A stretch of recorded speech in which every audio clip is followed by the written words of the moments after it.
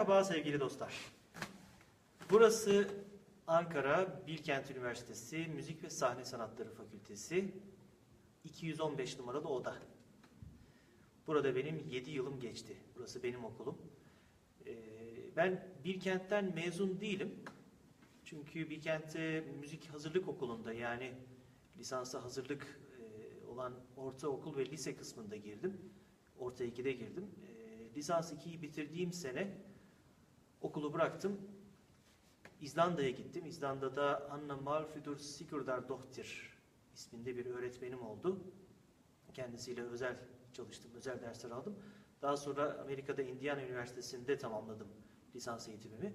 Dolayısıyla Bilkent'ten bir diplomam yok, fakat burada 7 yılım geçti. Burada ergenlik çağım, ergenlik bunalımım, nice aşklar, neler neler geçti, yaşadım. Bu akşam sizlerden istek almıyorum. Bilkent'te olduğum için bu akşam buradayken yazdığım, Bilkent yıllarında yazdığım bestelerimi sizlerle paylaşmaya karar verdim.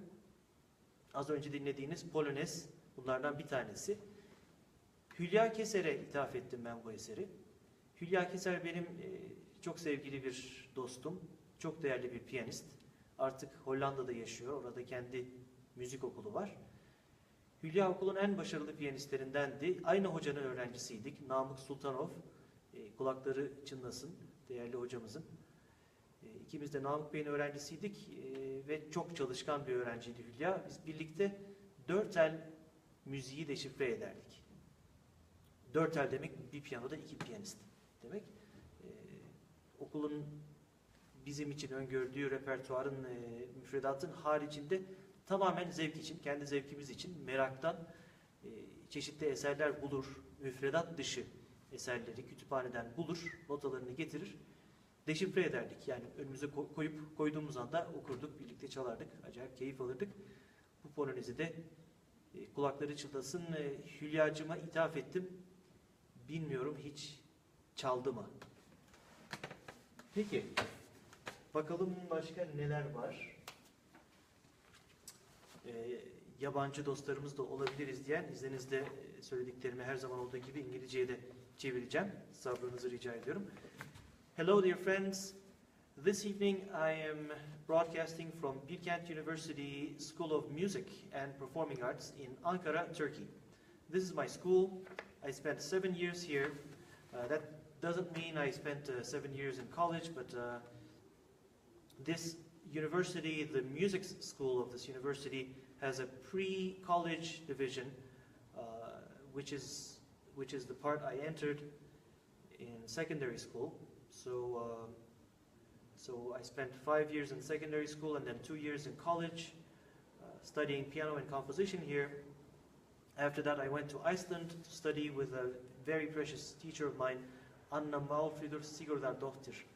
I had private lessons with her, and then after that I went to the United States and I got my bachelor's degree in music from Indiana University.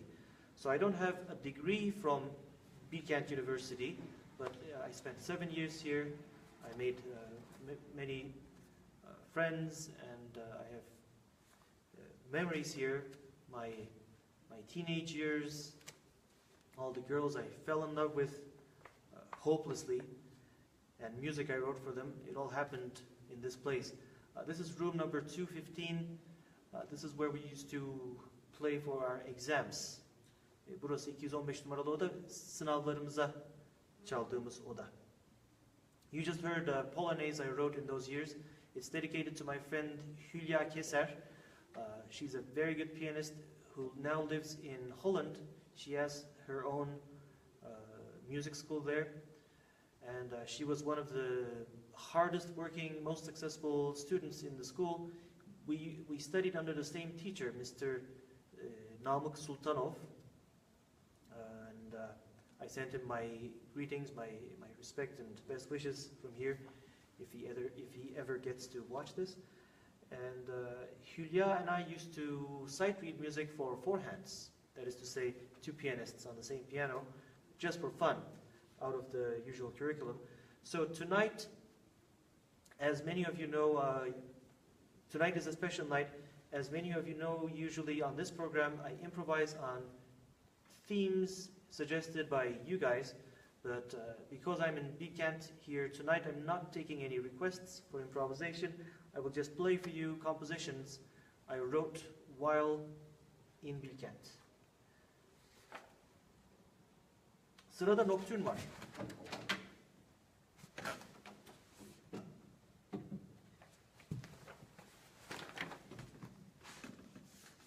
Bilmeyenler için söyleyeyim. Nocturne gece müziği demek. Chopin'in meşhur ettiği bir türdür. İlk John Field ortaya koymuştur. Sonradan Chopin'in noctürnleri çok daha meşhur olmuştur. O dönemlerde tabii piyano fakültesi öğrencileri olarak, fakültedeki piyano bölümü öğrencileri olarak biz bol bol Chopin çaldık. Dolayısıyla Chopin etkileri özellikle o dönemki müziğimde çok hissedilir. Deminki Polonez'de de olduğu gibi.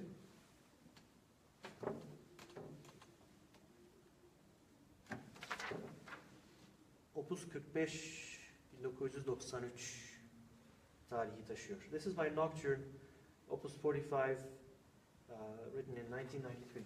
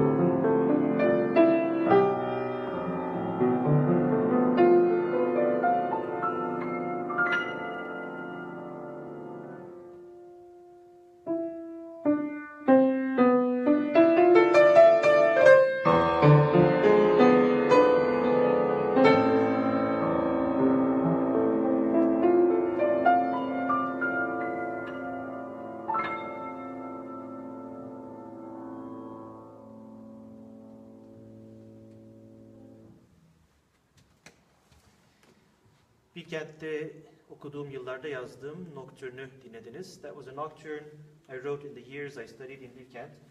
Şu bilgiyi vereyim. Bilkent'te piyano ve kompozisyon bölümlerinde okuyordum. 2 bölümde okuyordum. Kompozisyon, bestecilik demek. Ancak o yıllarda kompozisyon dersi, yani bestecilik dersi lisansın son 2 senesine kadar verilmiyordu. Ben de tam o sırada okuldan ayrıldığım için ben Bilkent'te herhangi bir bestecilik dersi almadım. Teknik dersler aldım. Dolayısıyla bu dinlediğiniz eserleri herhangi bir hocanın denetiminde yazmış değilim. Bunlar okul ödevleri değiller. O dönemlerde çoğu aşık olduğum kızlara yazılmış parçalar. Hülya bunlardan birisi değil ama Deniz. O dönemki parçalarımın birçoğu Deniz adlı bir kıza yazıldı. Biraz eksantrik bir tiptim. Sır küpüydüm. Açık etmezdim bir takım duygularımı. Arkadaşlarım vardı ama sırdaşlarım olmadı uzunca bir süre. Bu kıza aşık olduğumu söyleyemedim. Okul dışından bir kızdı. Dolayısıyla kimse tanımıyordu. Herkese bir deniz kızına aşık olduğumu söyledim. Ve beni deli sanıyorlardı. Çünkü bu masalı çok uzun süre sürdürdüm. Hani birkaç yıl falan Hakan ve deniz kızına olan aşkı, Hakan deniz kızı için besteler yapardı. Yıllar sonra bazı dostlarıma açıkladım bunun gerçek bir insan olduğunu. Bu nocturne Deniz için yazılmıştı. Deniz Kızı varsini çalacağım şimdi sizlere.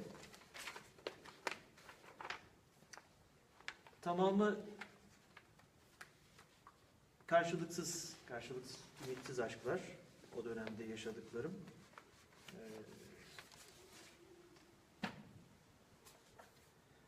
So let me repeat that in English.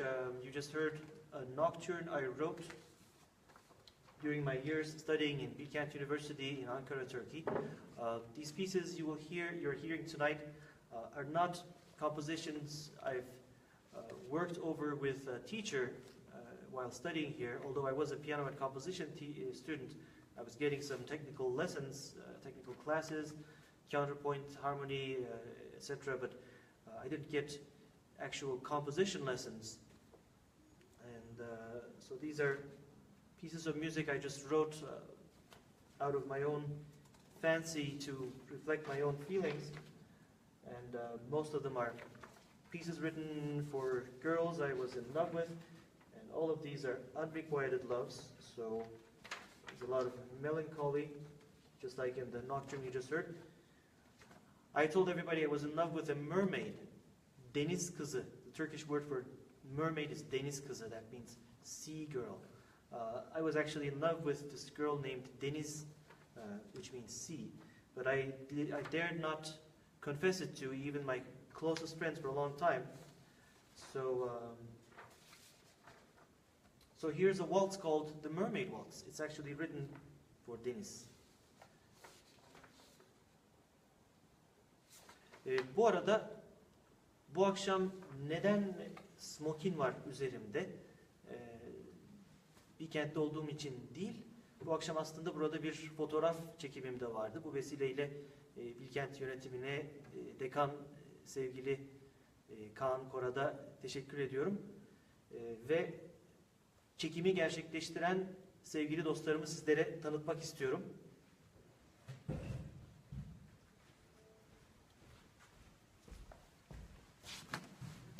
Alperen Koza ve Mehmet Ali Kuzeni bugün burada fotoğraflarımı çektiler ve sıradaki parçanın sayfa sayısı biraz fazla olduğu için Mehmet Ali'den sayfa çevirmesini rica edeceğim.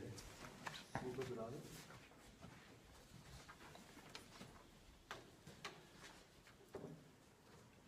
Geleceğim. İşaret yapınca şöyle.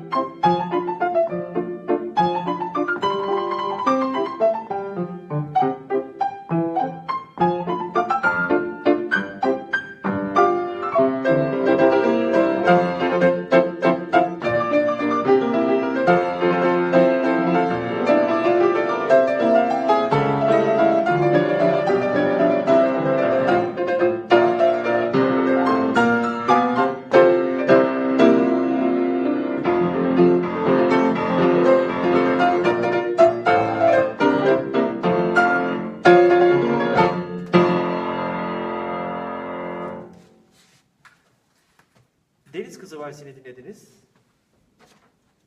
1993 yılında yazılmış. Opus 53. You just heard my Mermaid Waltz. Yeni gelenler için söylüyorum. Bu benim bestemdi. Bu akşam Bilkent'teyiz. Ankara'da Bilkent Üniversitesi Müzik Fakültesindeyiz. Müzik ve Sahne Sanatları Fakültesindeyiz. Ve bu akşam Bilkent'te okuduğum yıllarda yazdığım besteleri paylaşıyorum sizlerle.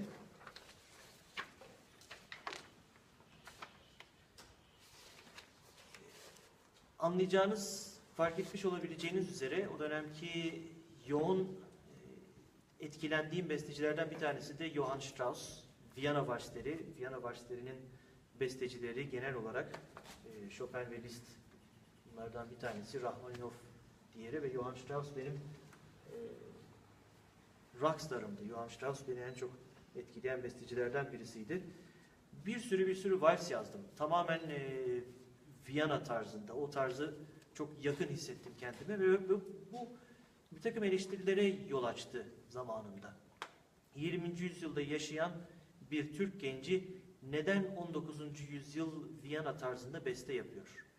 Neden Türk beşleri gibi ya da Cumhuriyet döneminde yetişmiş diğer kuşaklar gibi Türk halk ezgilerini modern armonilerle işlemiyor? Neden daha yerel, geleneksel ve moderni karıştıran bir tarz izlemiyor gibi soru işaretleri vardı. Verebileceğim tek cevap, içimden bu geliyor. Ben ancak kalbimden gelen müziği yazabilirim. Elbette ki eğitim amaçlı her çeşit müziği inceleyebilirim. Eğitim amaçlı beste de yapabilirim ama işte bu benim bestem diye çıkıp çaldığım şey beni harekete geçiren, beni güldüren, ağlatan müzik olmalıydı. O dönemlerde aslında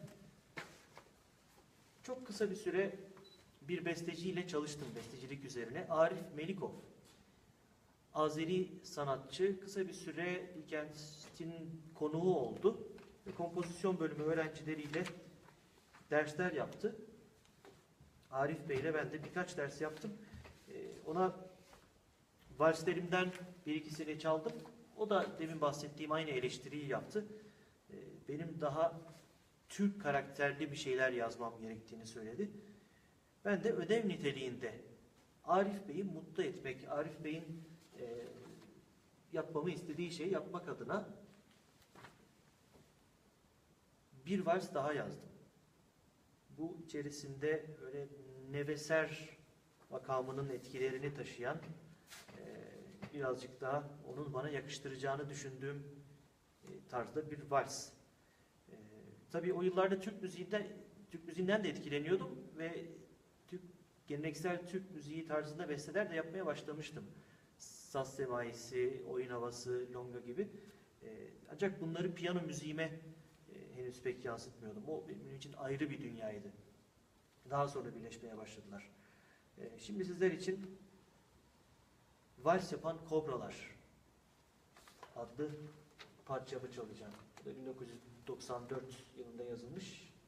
Opus 54 No 2C bir poem. So let me repeat that in English. Briefly, although I was not taking composition lessons in Bilkent University, I actually took a few composition lessons from Mr. Arif Melikov, a composer from Azerbaijan, who visited our school briefly to give a seminar and some lessons. So I was very much influenced by Johann Strauss, besides Chopin and Rachmaninoff and Liszt.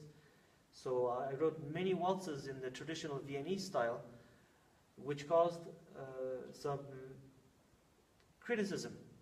Why is a young fellow living in the 20th century composing music that's influenced by 19th century Vienna, and why is he not writing music like his peers? That is to say, music that incorporates traditional Turkish elements with modern 20th century harmony. my answer to that was, I can only write what comes from my heart. I can study music, I can write any kind of music as a homework, but when I come out and play something and call it my music, it has to come from my heart first and foremost. So that's why I was influenced by Strauss, and that's the kind of music I wrote. Well, Mr. Melikov said I should write something more Turkish sounding, so I wrote this waltz. It's called The Waltzing Cobras. Mehmet Hocam sen çekilebilirsin, ben seni çağıracağım.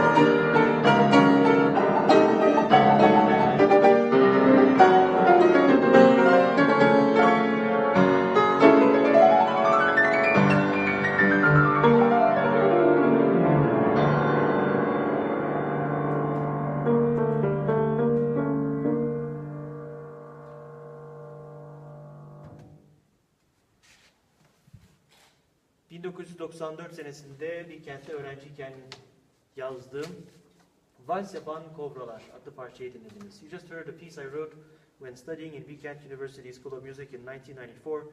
The piece is called The Waltzing Cobras. Let me see what else do I have.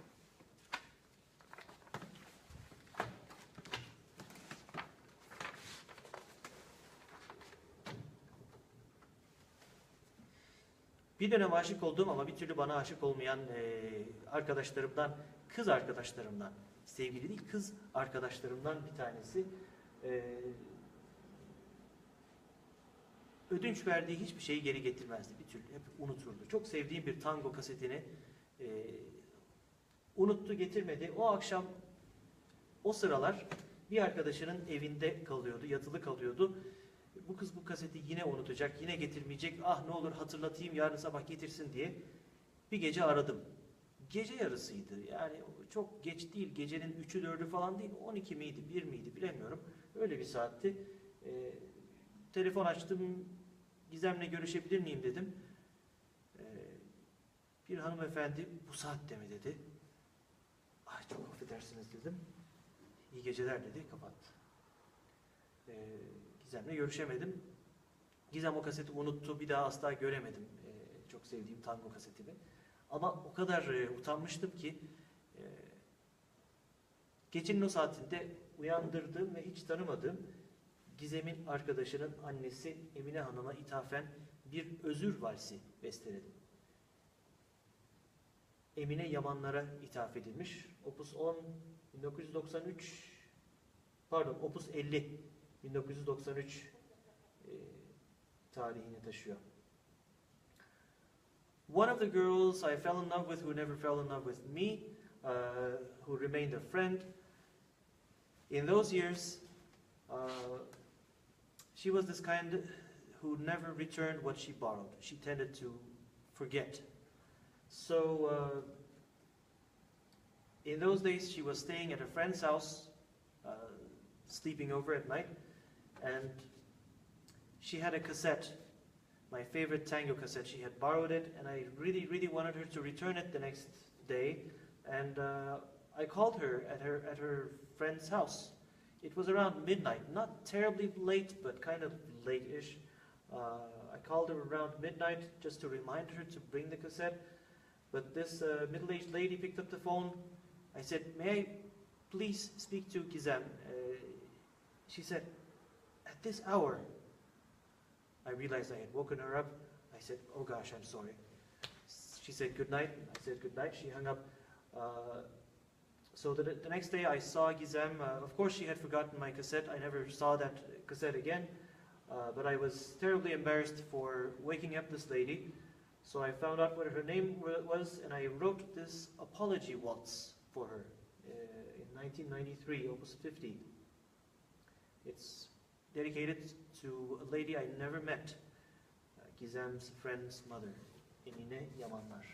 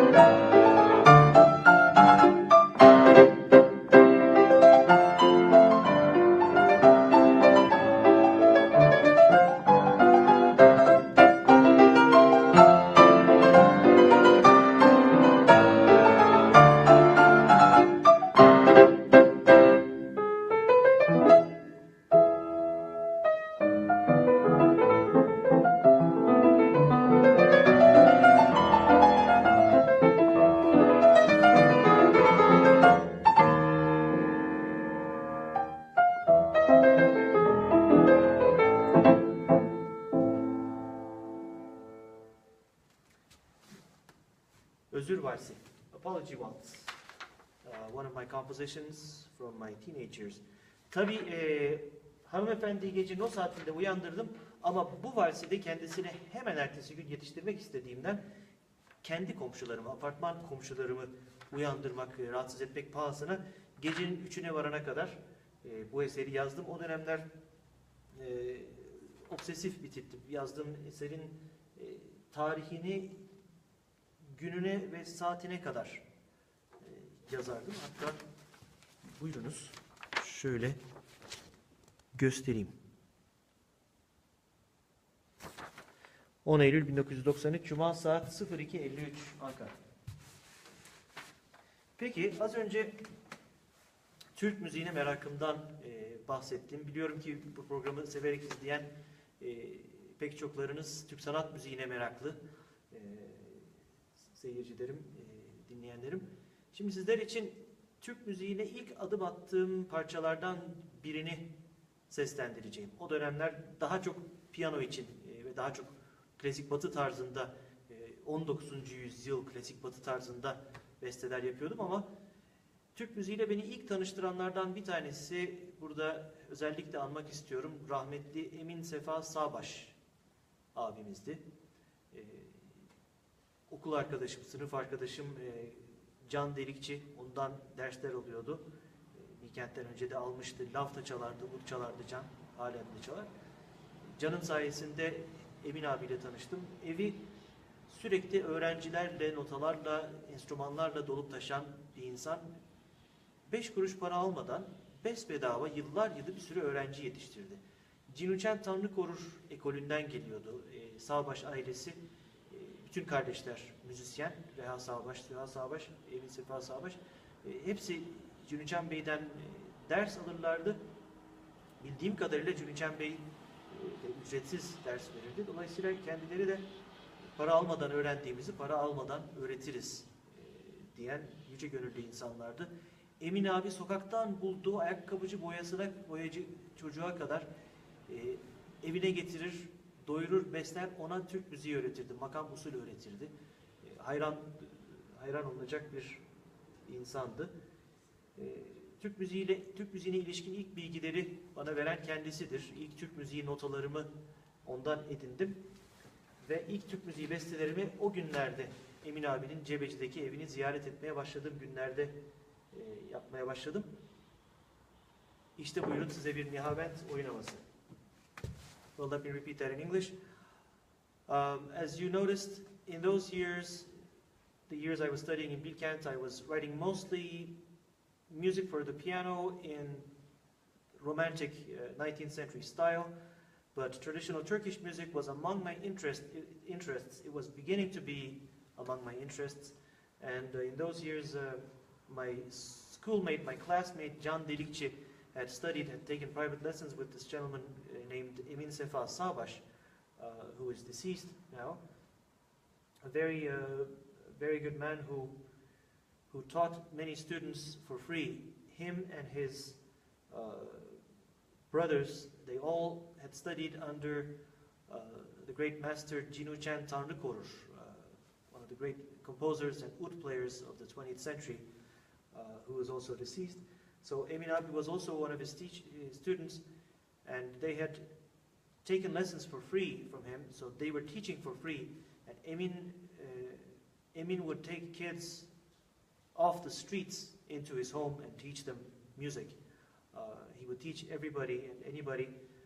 And I started visiting his home and getting my first, not necessarily lessons, but information. My first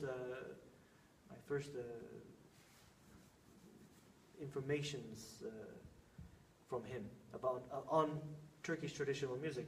So here's a traditional Turkish piece I wrote, a piece that's in the style of traditional Turkish music. It's a dance tune.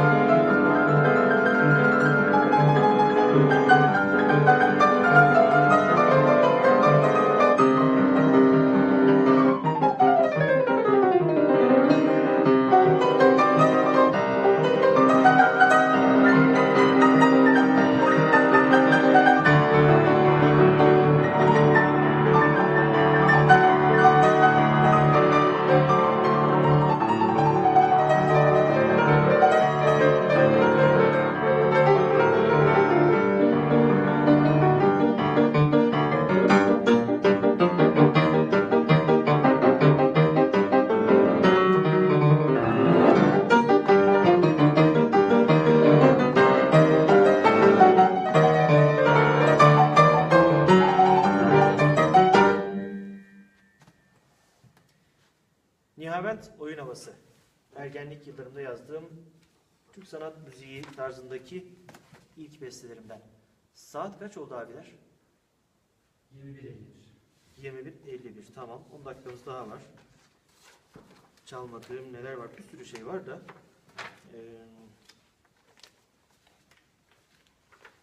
Sizlere Cemil Başargan'dan söz etmek istiyorum. Bir zamanlar TRT'de bir Cemil Başargan orkestrası varmış.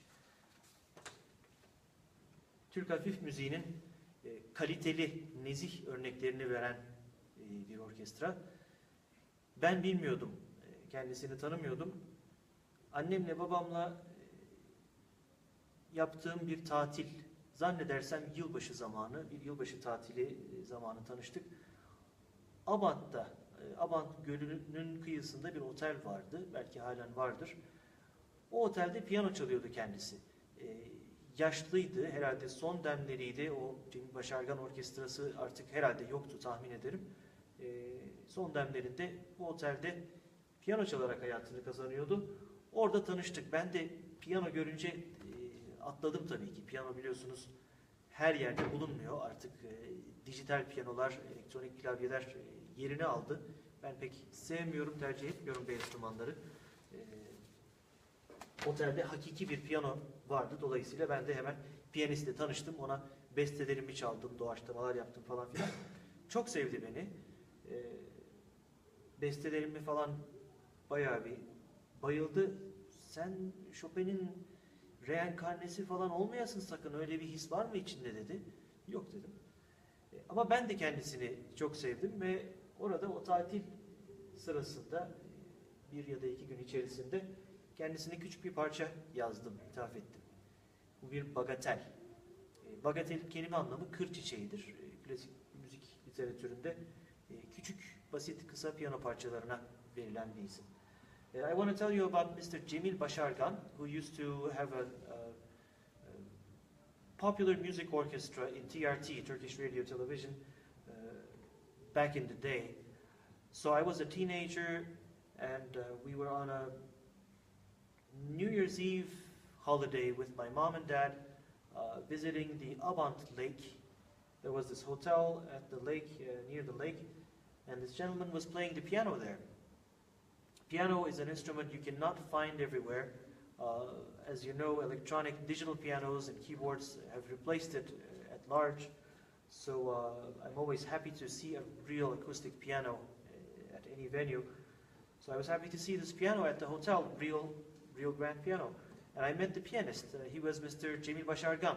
It was his older days. He was no longer, I'm guessing he was no longer leading his famous orchestra, Cemil Başargan Orchestra. Please look him up. I'm sure there are some recordings of him on YouTube. So he really liked my music. I played some of my compositions for him, and I liked him. And I wrote this little piece, a little bagatella for him.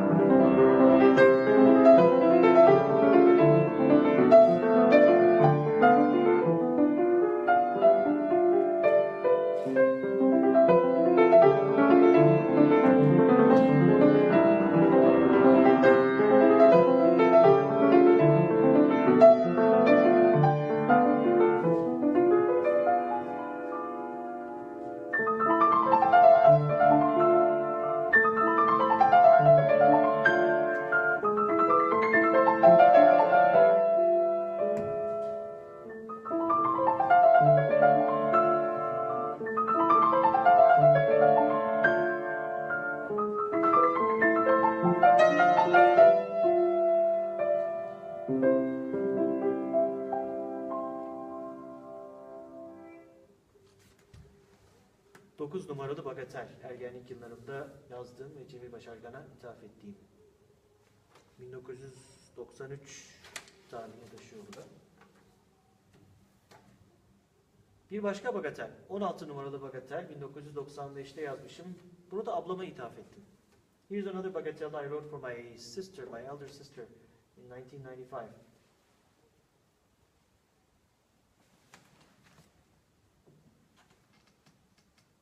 Ablam Danimarka'da yaşıyor ve onu çok özlediğim bir zaman yazdığım bir parça bu.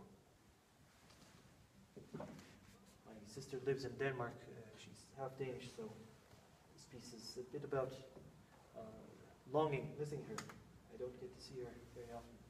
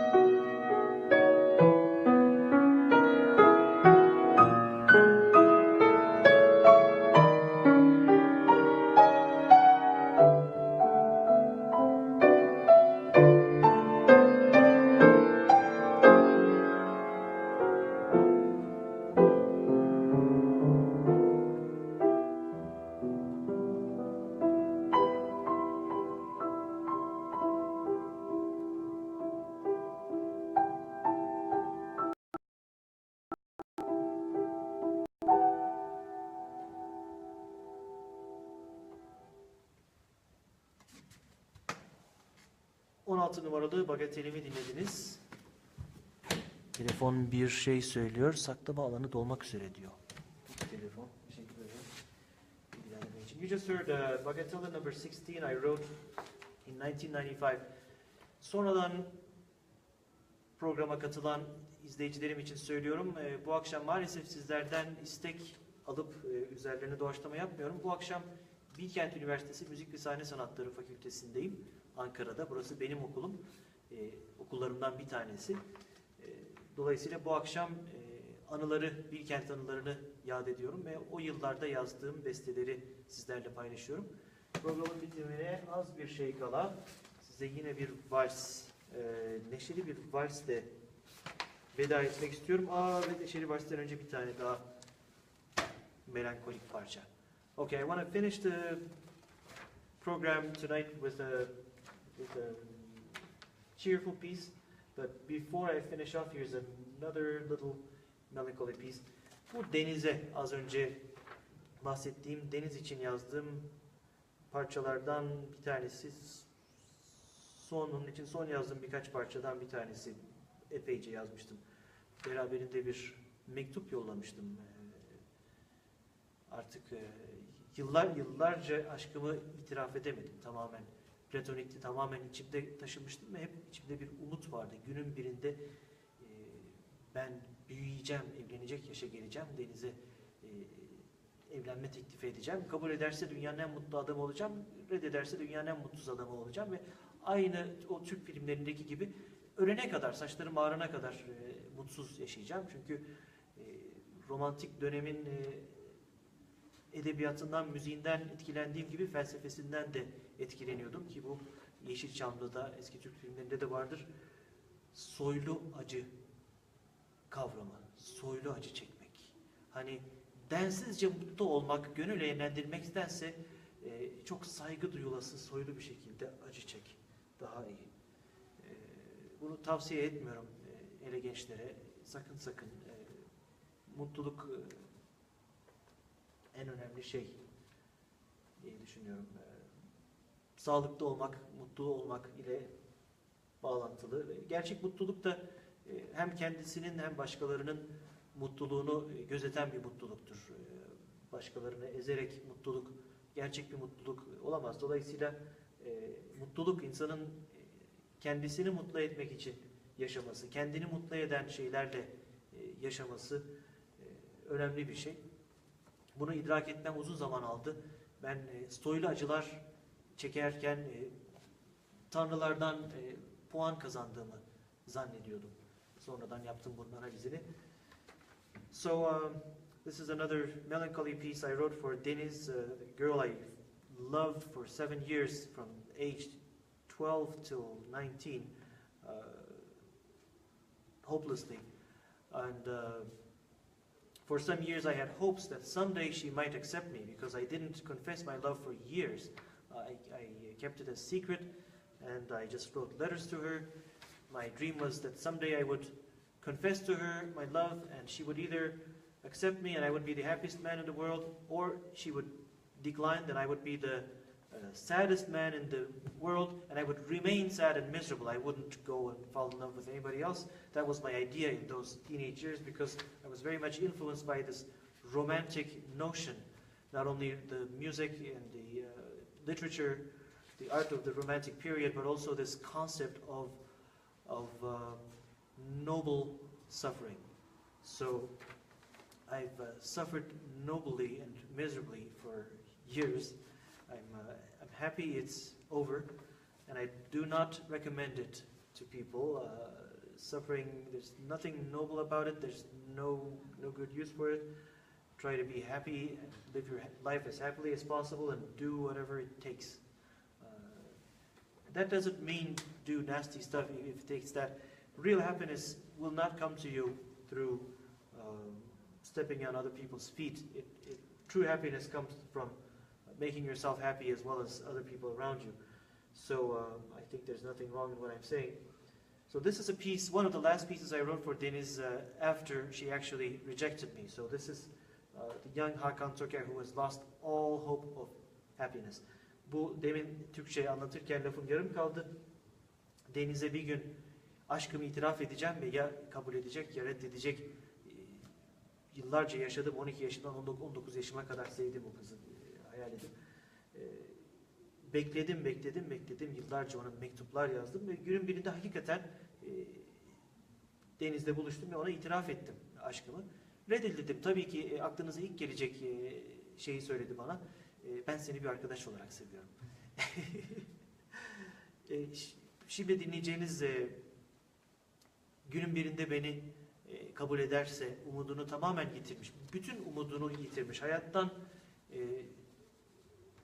bütün beklentisini, bütün umudunu yitirmiş. Çok yaşa. Bir genç Hakan Toker'in Deniz'e yazdığı son mektuplardan bir tanesi ve bunun beraberinde yolladığı mektup adlı bagatel.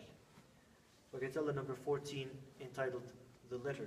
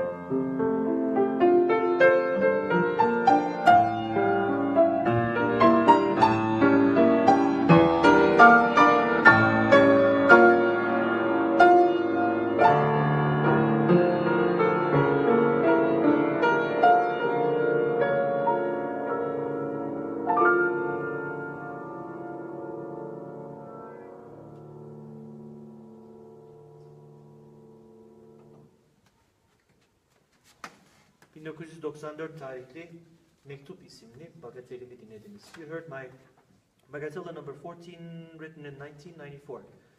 Pekala, mutlu bir parçayla bitirmek istediğimi söylemiştim. Bilkent yıllarında en yakın dostum Can Delikçi'den sonra Can'la daha eskilere gidiyoruz ama Can'dan daha sonra okula gelen en yakın arkadaşım olan Mert Karabey idi. Kendisi de değerli bir bestecimiz. Merak ediyorsanız YouTube'a girip eserlerini dinleyebilirsiniz. Mert'le ben o dönemlerde çok benzer acılar çekiyorduk, benzer yollardan geçiyorduk. Bazı parçalarımız da benziyordu. Daha sonra daha farklı yönlere gittik bestecilik stili olarak. Ama Mert'e ithaf ettiğim bir vals. İsmi Şıp Sevdi Valsi. One of my best friends in Bilkent University when studying here was Mert Karabey. He is also a good Turkish composer. You might want to check him out on YouTube. And we were going through similar things, suffering through similar kinds of love pangs, and this is a piece I wrote for Mert. It's called Şıp Sevdi Waltz. Şıp Sevdi is a Turkish word. It's a word given to a person who keeps falling in love with a different person all the time. Son kez sayfa çeviriciye ihtiyacım olacak.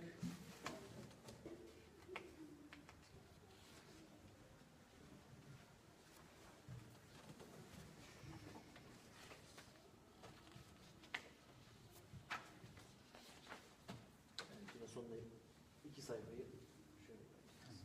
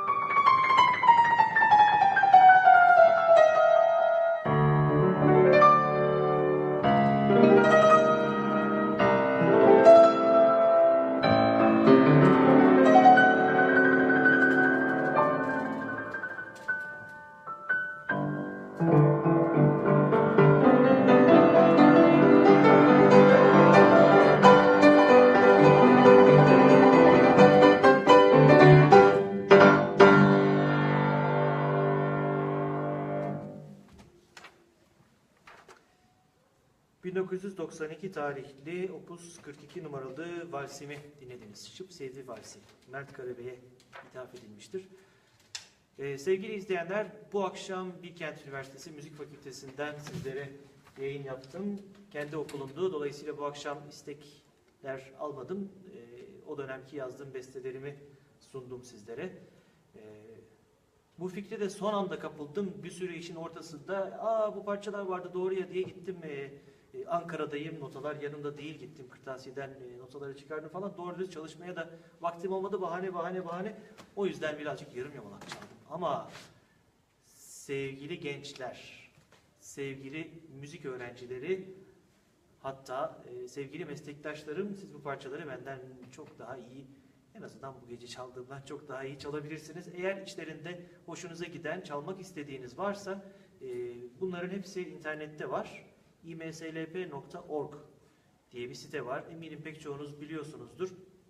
Kendi internet sitemden de ulaşabilirsiniz. hakanalitoker.com'a girerseniz orada çal menü başlığına tıklayacağınız zaman bu parçaların ve daha nicelerinin notalarına ulaşabilirsiniz.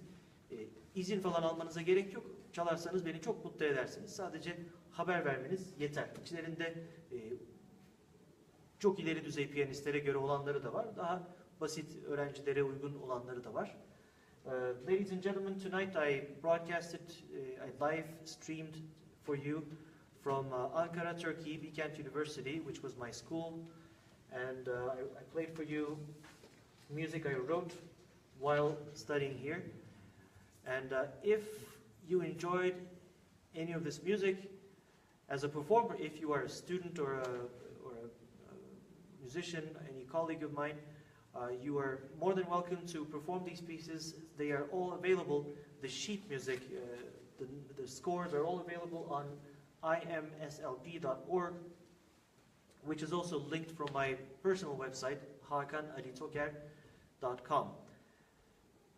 Haftaya Çarşamba tatilde olacağım ama program yapmaktan vazgeçmeyeceğim. Kaz Dağları'nda, Assos'ta, bir yerlerde, belki Edremit, Akçay'da bir yerlerde bir piyano bulacağım ve sizlere güzel ve sıcak bir ortamdan sesleneceğim.